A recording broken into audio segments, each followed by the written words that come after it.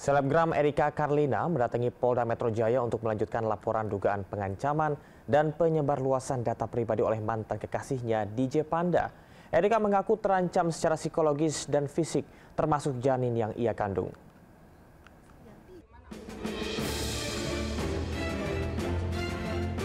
Selebgram Erika Carlina mendatangi Polda Metro Jaya untuk pemeriksaan kasus dugaan pengancaman dan penyebarluasan data pribadi yang diduga dilakukan mantan kekasihnya DJ Panda.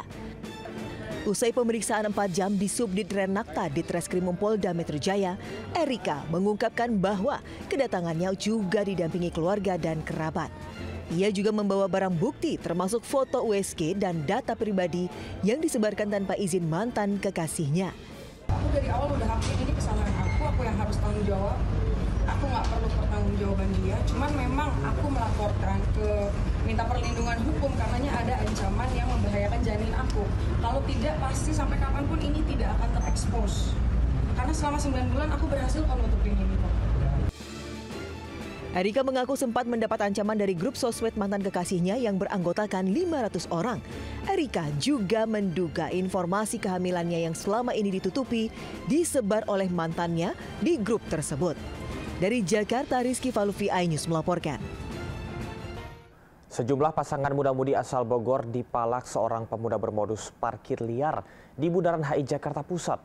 Mereka kesal akibat diminta uang sebesar Rp10.000 secara paksa dengan ancaman.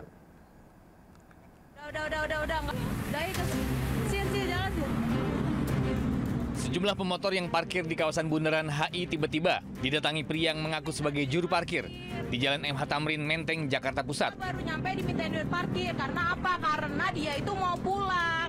Jadi dia itu minta duit parkir. Ketegangan terjadi lantaran pelaku yang meminta uang sebesar Rp10.000 secara paksa dan dengan nada ancaman. Rencana pasangan muda-mudi asal Bogor, Jawa Barat yang akan menikmati keindahan malam di jantung ibu kota pun buyar.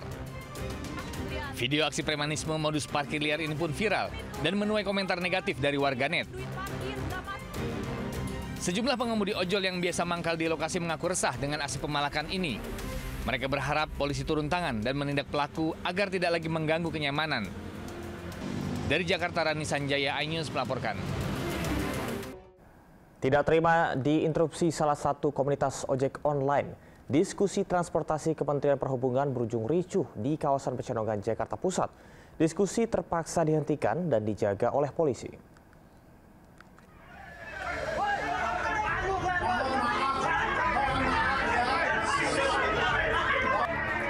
Kericuhan pecah saat diskusi transportasi dengan tema transportasi online yang adil dan berkelanjutan yang digelar Dirjen Perhubungan Darat Kemenhub di Hotel Kawasan Pecenongan, Jakarta Pusat. Para peserta diskusi saling tuding dan tunjuk sambil mengeluarkan kata-kata cacian. Akibatnya diskusi yang awalnya untuk menampung dan menyalurkan pendapat ojol harus dihentikan sejenak. Kericuhan dipicu sejumlah komunitas ojek online yang berbeda pendapat melayangkan interupsi kepada pembicara hingga mengundang reaksi protes.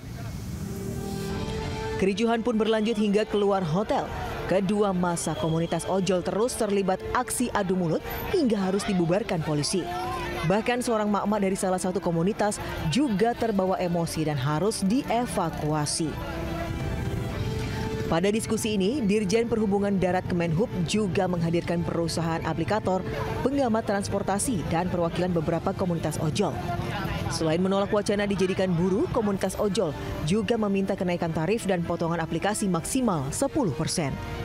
Dari Jakarta, Rani Sanjaya, iNews melaporkan. Gempa terjadi di sejumlah wilayah Indonesia Tengah.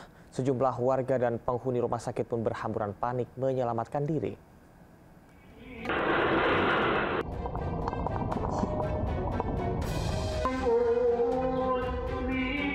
Anak so turun, pas yang interna juga, yang interna kayaknya ini isolasi. Gempa berkekuatan magnitudo 6,0 mengguncang wilayah barat daya Poso, Sulawesi Tengah pada Rabu malam.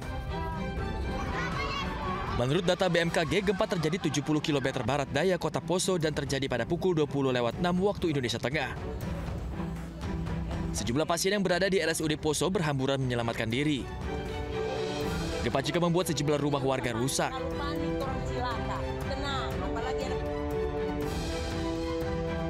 Gempa bumi yang terjadi di Poso juga dirasakan warga yang ada di Kabupaten Luwu Timur, Luwu Utara, Kota Palopo, dan Kabupaten Luwu, Sulawesi Selatan.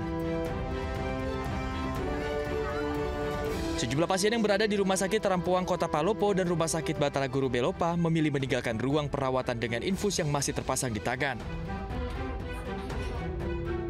Sebelumnya gempa berkekuatan magnitudo 6,3 juga mengguncang Kabupaten Pahuato, Provinsi Gorontalo. Gempa terjadi di Gorontalo pada Rabu pukul 4.50 pagi waktu Indonesia Tengah. Berdasarkan informasi dari BMKG, gempa dengan kekuatan 6,3 magnitudo ini berpusat di 8 km tenggara Kabupaten Pahuato, Gorontalo. Berdasarkan informasi dari BMKG, gempa dengan kekuatan 6,3 magnitudo ini berpusat di 8 km tenggara Kabupaten Pahuato, Gorontalo. Tim Liputan iNews melaporkan. Pemirsa, 5 rumah makan semi permanen hangus di dalam api di kawasan industri Jababeka, Kabupaten Bekasi, Jawa Barat. Kebakaran juga terjadi di Jatinegara, Jakarta Timur dan melalap 4 kios dan 1 gudang.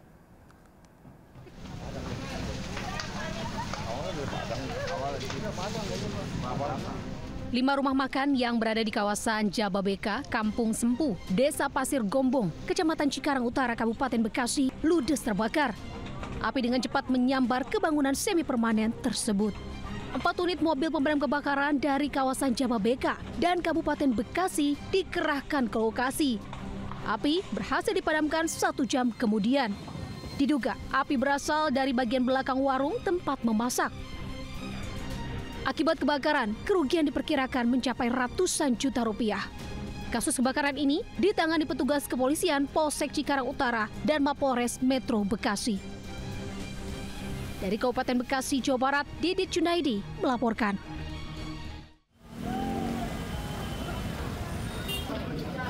Kebakaran melanda di kawasan Jatinegara Barat, Kecamatan Jatinegara, menghanguskan 4 kios dan 1 gudang penyimpanan. Sejumlah pedagang yang panik berusaha menyelamatkan barang dagangan mereka. Petugas Sudin Damkar Jakarta Timur yang tiba di lokasi langsung berusaha memadamkan api.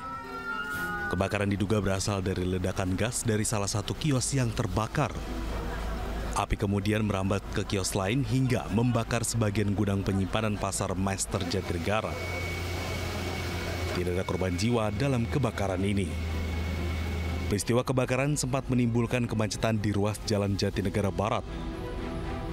Petugas mengalihkan arus kendaraan yang menuju Matraman ke ruas Jalan Jatinegara Timur.